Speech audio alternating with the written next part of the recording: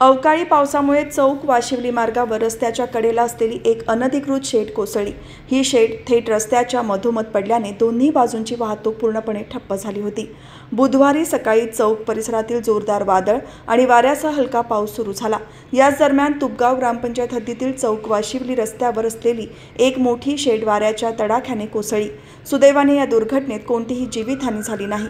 मात्र शेड रस्त्यावर पडल्याने चौककडून वाशिवली, वडगाव, माडप, इसांबे आणि परिसरातील औद्योगिक वसाहतीत जाणारे नागरिक तसेच या भागातून चौककडे येणाऱ्या लोकांची मोठी गैरसोय झाली आहे।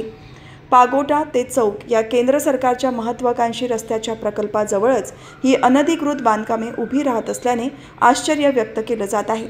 या संदर्भात बोलताना तुपगावचे ग्राम महसूल अधिकारी पालवे यांनी सांगितले की या अनधिकृत बांधकामाचा पंचनामा करून तहसील कार्यालयात पाठवण्यात आला आहे। दुसरीकडे तुपगावचे सरपंच रवींद्र कुंभार यांनी स्पष्ट केले की या शेडच्या बांधकामासाठी जमीन मालकांनी ग्रामपंचायतीकडे कोणतीही परवानगी घेतली नव्हती। उलट ग्रामपंचायतीने नोटीस देऊन हे अनधिकृत बांधकाम थांबवले होते।